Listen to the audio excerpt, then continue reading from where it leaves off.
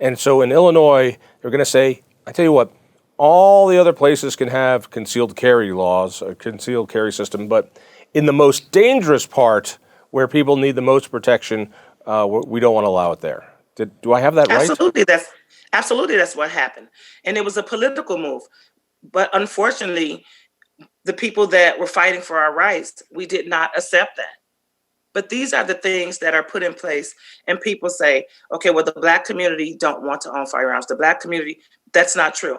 The Black community has firearms. The Black community have guns. We're going to continue to exercise our fundamental constitutional rights. It is our job to make sure that we educate our community in the history of firearm ownership, because it's just being utilized as a political pawn. Once again, the bickering back and forth to say that Black people don't want to own a firearm.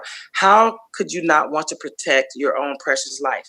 It's not the government job to protect an individual. You are responsible for your own safety.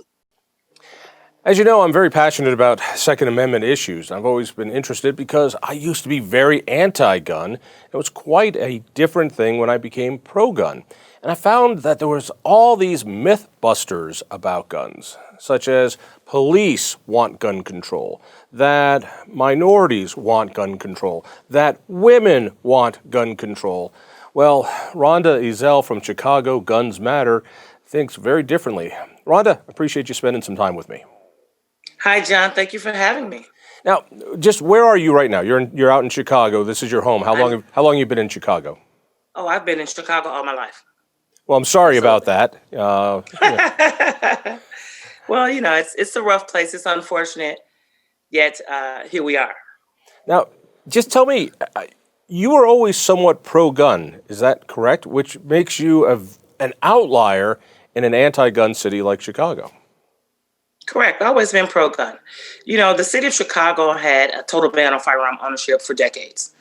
Even as a child, we grew up in the city of Chicago where there was nothing in place for self-defense.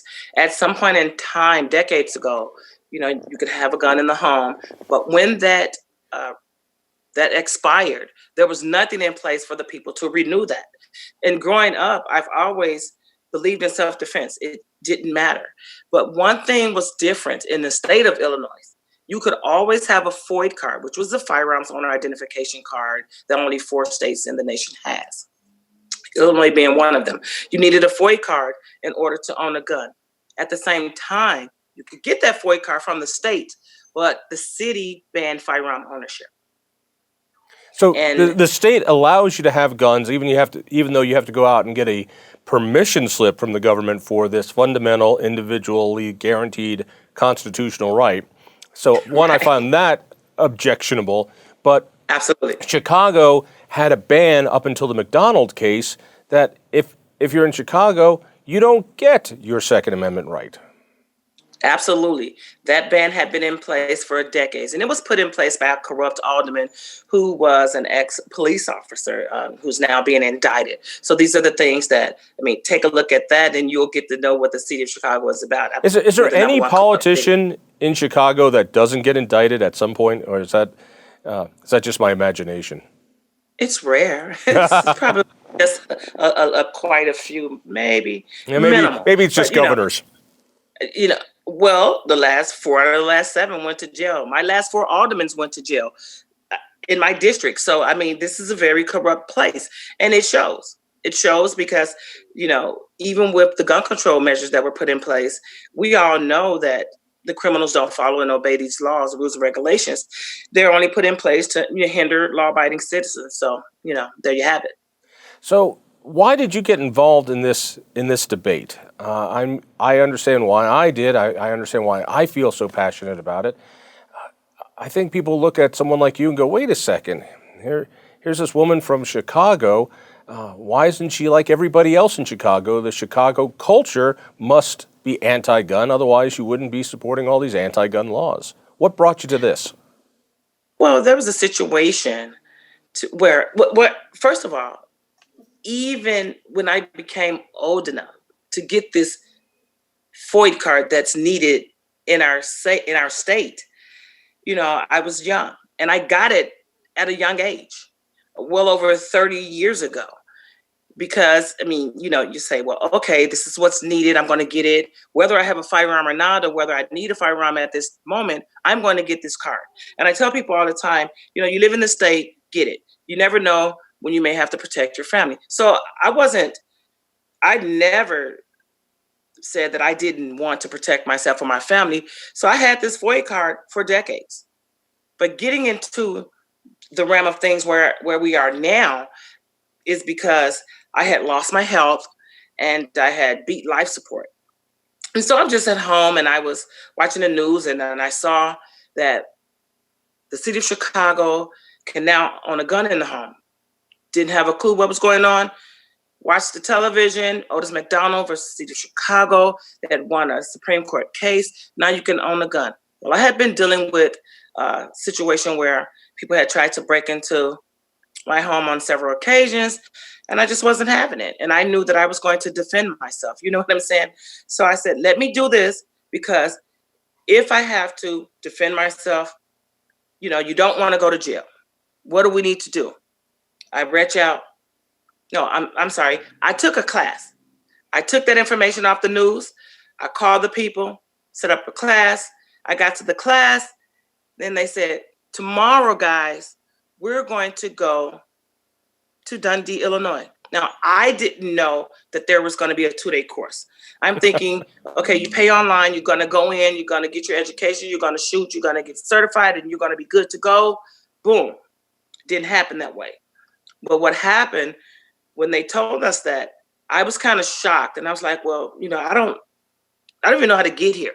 I hadn't been that way in a long time, but I had just beat life support. So I wasn't really in a good state of health to be traveling that far. So I ended up finding a place outside of the city of Chicago, 50, 60 miles. And when I got back, I said, let me call the Illinois State Rifle Association. That is our state organization, which I am a lifetime member of. This is why I tell people, when they say, why do you join the Illinois State Rifle Association? Why do you join the NRA? You need to find some information from someone, right? You're not going to know everything just as a regular everyday citizen that's getting into the firearm industry.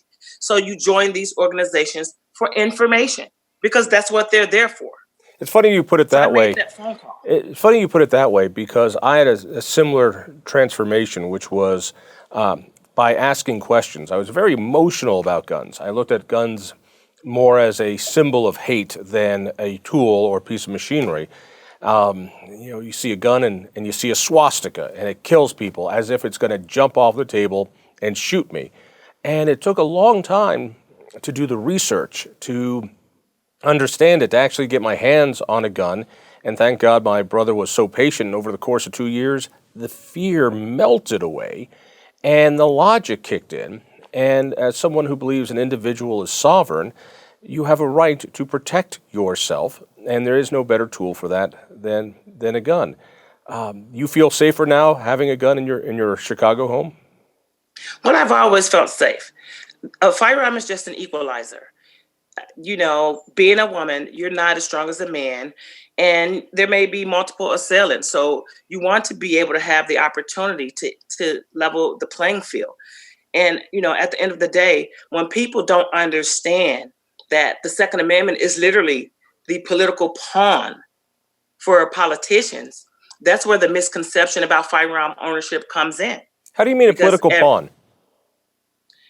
Because if you notice, they never argue about anything else. When I say the Second Amendment is a political pawn, it is led to believe that the Republicans only like guns. The only Republicans love their firearms. Now, how is that possible? I mean, Americans love guns.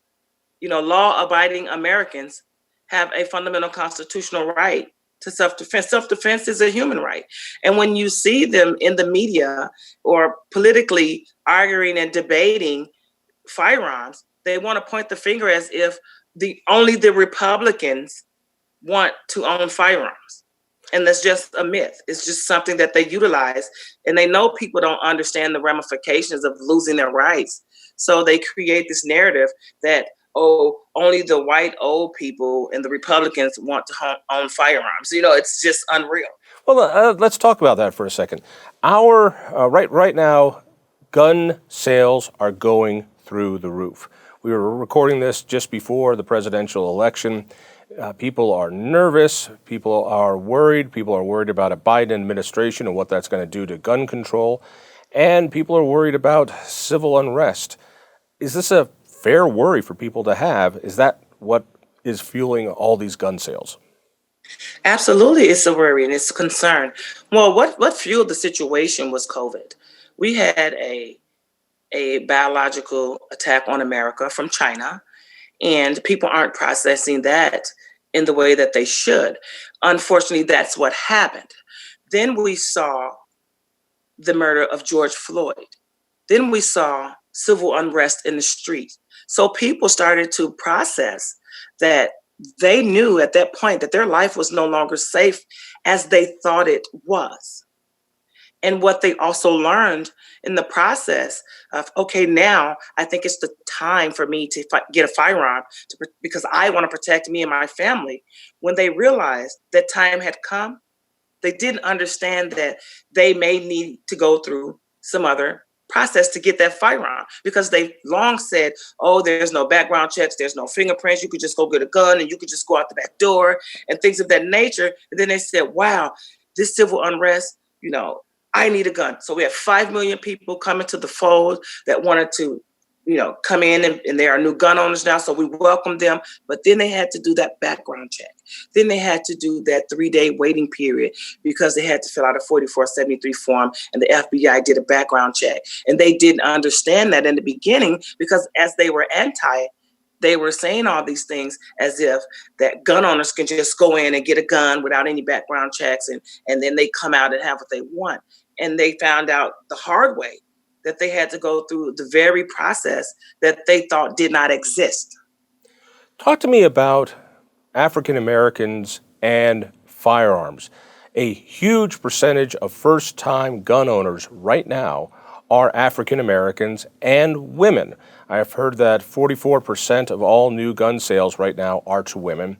And I'm not too sure what the number is, but it is an immense amount of African Americans buying guns for the first time. I'm always thrilled when women buy guns because it shows that the emotion is melting away and that this group of people who need protection the most are grabbing some. I'm also fascinated by the growth of African Americans buying guns, and it's about time. What's fueling that? Is it this fear of racism and that this is how African Americans are going to protect themselves in a new racist America? Well, I think that they're finally waking up because I've been saying this for decades. The Black community has always owned firearms. They just haven't been outspoken about it because there's a lot of corruption. There's a lot of stigma coming, connected to Black people and them owning firearms. So there's always been this sense of taboo with firearm ownership in the Black community. And why is that? Explain that to me because I just don't understand. What is the taboo? Because they're being programmed to believe that a Black person with a gun is more dangerous than any other individual with a firearm. These are things that they've put out in the forefront. But what I'm telling you, what it comes from for me is this. When we were freed of slavery and we went through the Jim Crow laws and we went through segregation and we went through gun control. That measure was put in place specifically to prevent the Black community from owning firearms because the Ku Klux Klan feared an uprising self-defense after slavery. Those are facts. I'm always amazed how many people don't understand the history of gun control and that racism was the spark that ignited gun control. It came from the South. It was a fear of freed slaves. It was a fear of Black uprisings that brought in gun control. And it's what has perverted it to today. Do you believe that most, I don't want to put Black America into one group, but it seems as though because African Americans largely live in urban areas, and urban areas are largely very, very progressive and very, very anti-gun, it seems to me that most African Americans don't like guns and support gun control. Am I right or wrong on that? No, you're wrong on that. And you're wrong about the urban community. The urban community is the center portion of the city that you live in. That would be our downtown location, which is basically Caucasian. But the definition of urban America is something that people tend to change to fit a narrative, just like they do with everything else. And as far as the Black community not wanting to own firearms, that's a total lie. I can give you a fine example of our current attorney general. He used to be my state representative. He was one of the individuals that was at the bargaining table when we won the right for concealed carry and made the statement that we will give you guys concealed carry if you carve out the city of Chicago and Cook County. Now we're talking about a state reg- representative. We're talking about a state representative that wanted to carve out the city of Chicago and Cook County for firearm ownership. It was more discrimination, but it wasn't the people, it's the politicians. Again, So politically let me motivated. see if I'm following you. Colorado has concealed carry laws. The work that we do at the Independence Institute has had a lot to do with, over the last 20 years, bringing those laws into reality. And so in Illinois, they're going to say, I tell you what, all the other places can have concealed carry laws, a concealed carry system, but in the most dangerous part where people need the most protection, we don't want to allow it there. Do I have that right? Absolutely that's what happened. And it was a political move. But unfortunately, the people that were fighting for our rights, we did not accept that. But these are the things that are put in place, and people say, okay, well, the Black community don't want to own firearms. The Black community, that's not true. The Black community has firearms. The Black community have guns. We're going to continue to exercise our fundamental constitutional rights. It is our job to make sure that we educate our community in the history of firearm ownership, because it's just being utilized as a political pawn. Once again, the bickering back and forth to say that Black people don't want to own a firearm. How could you not want to protect your own precious life? You know, it's not the government job to protect an individual. You are responsible for your own safety. All right, so I'm hearing a couple things, and I want to see if they actually mesh together. One, I'm hearing you say that there is more civil unrest, that after George Floyd and COVID, people are nervous, people are taking to the streets, there's more rioting, there could be more civil unrest, we don't know what this election could bring. At the same time, you're saying African Americans should own more guns for self-protection. If there is a clash between Black Lives Matter and Blue Lives Matter, and both of them are very armed, aren't you just asking for a lot of trouble? Aren't you asking for gunfights in the street? Well, that's what a civil unrest is. It's going to happen. It's going to be a civil war. You don't get to pick and choose who's who, because at the end of the day, you're not going to be able to decipher who's the good guy and who's the bad guy. And that's the bad part of all of this. Yes, there is civil unrest. It is going to continue to be civil unrest because this is what the plan is. They are there to destroy this country from within. It's been stated, it's been said. Who's We have they? made Black Lives Matters. They said that they are trained Marxists. These are their own words. They said they will tear it down. However, we know that it's being paid for by George Soros, Michael Bloomberg, and people of that nature.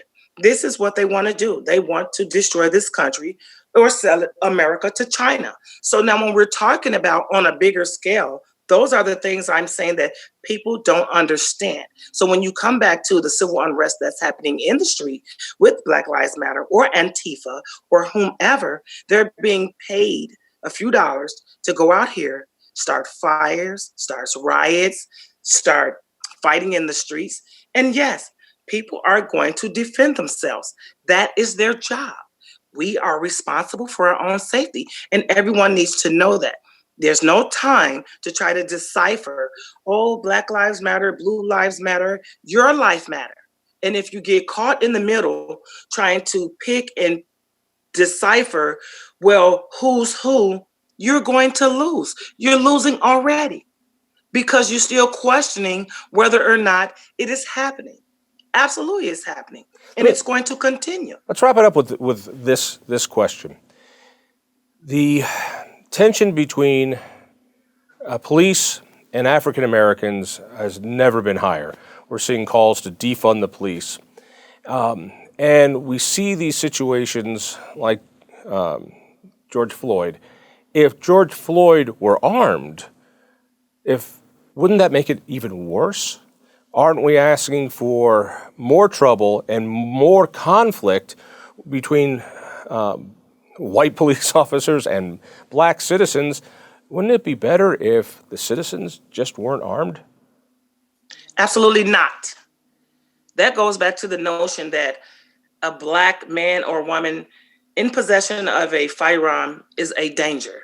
And as if someone of Caucasian descent is more pure and can have a firearm and they won't be looked at as dangerous as a black person. So I disagree with that notion that if someone has a firearm, that they're more likely to get in trouble and they should just say, forget about it altogether and we're not going to own a firearm. That's going back to slavery. The Second Amendment to the United States Constitution was written and put in place to prevent the government from committing tyranny against its citizens. It doesn't state that you can have a certain type of firearm, how many firearms, what type of ammunition. The Second Amendment is for all Americans. So if we're going to exercise our rights, we don't get to pick and choose the color of the individual. The people. Do you believe? We the people. Do you believe today modern gun control is racist, and why? All gun control is racist. How so?